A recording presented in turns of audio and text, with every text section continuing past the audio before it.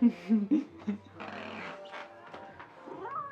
is only Fox I need. There are quite a few bands with Fox in their name, but this one I think trumps all. And that is, of course, the Stones and Bowie and Kinks melting pot that is Foxygen with their 5th formal album release. This one's called Seeing Other People. In the midst of so many 60s and 70s dedicated bands, I think Foxygen is kind of middle of the road. I really enjoy the prepubescent passion of Take the Kids Off Broadway, but like their 2014 album and Star Power, I don't feel like this was a lot more than just this psychedelic scrapbook of half-baked ideas. Their sophomore album, which was probably their most critically acclaimed, was called We Are the 21st Century Ambassadors of Peace and Magic. Not only really their stepping stone into the limelight, their most acclaimed, their most praised album, but probably their most cohesive as well. But my favorite, hands down so far, was 2017's Hang, a creative combo of vintage glam rock and some 1920s and 30s Hollywood culture. It was the first time I feel like they moved beyond just a psychedelic assemblage of songs into something truly fresh and truly original. Songs like Mrs. Adams and America were their most progressive yet, and Avalon and Follow the Leader were their catchiest yet. Seriously, America? Amazing song. Sam Francis' personality, his wit, his charm, his antics, and Rado's zany production just...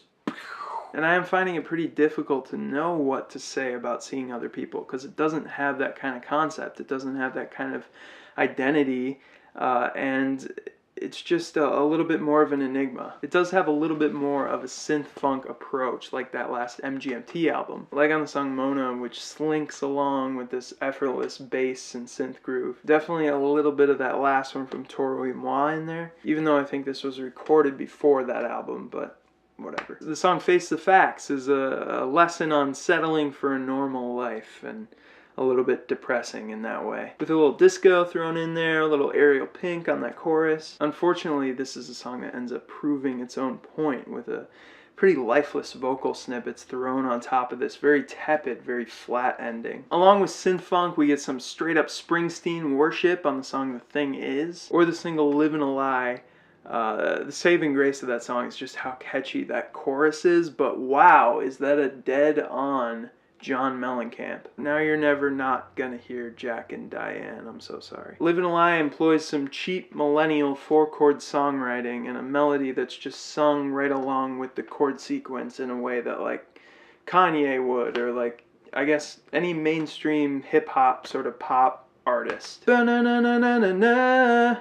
Bum, bum, bum, ba-na-na-na-na-na. What's amazing to me is how you can be working so closely alongside the boys in the Lemon Twigs and not be improving drastically, melodically. It kind of reminds me of the Tame Impala and Pond phenomenon, where you can have Kevin Parker just churning out banger after banger with these big pop hooks, and then you got Nick Albrook just sort of mumbling incoherently. I do really like Sam's character. I like his personality. I like his edginess. I like his style. But without a strong song underneath it, a strong melody, a strong progression, it just feels like style over substance. The song News is a definite bright spot for me here with that Jimmy Page-esque powerhouse riff. This very 80s futuristic film echoing synth with some swooning background vocals. But to just summarize the whole experience of this album for me, to put it all together, there are two very revealing moments. The first is in the song Work, okay? And you got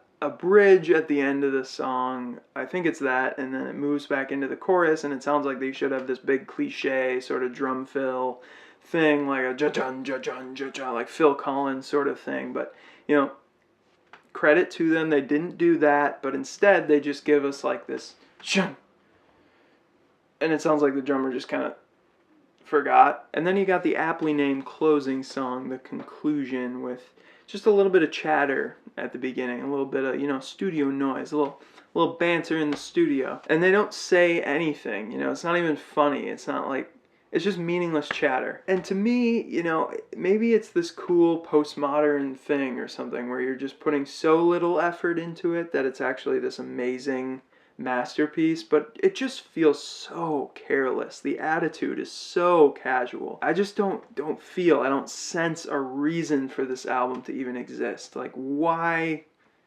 besides being bored on a Saturday in LA, why this album? And maybe that just, encapsulates the malaise of modern culture. But I'll tell you what it doesn't do is inspire or transcend. So seeing other people, to me, I just didn't catch on. I didn't get it. It feels so scarce to me. Maybe you can explain it. Go ahead. The floor is yours. Here, tell me what I'm missing here. But it just felt like kind of a nothing. Yeah, it's a 5 out of 10 for me. It wasn't actively awful, but it definitely was a meh. Tell me if there are other bands or acts in this style, in this sound that I'm missing.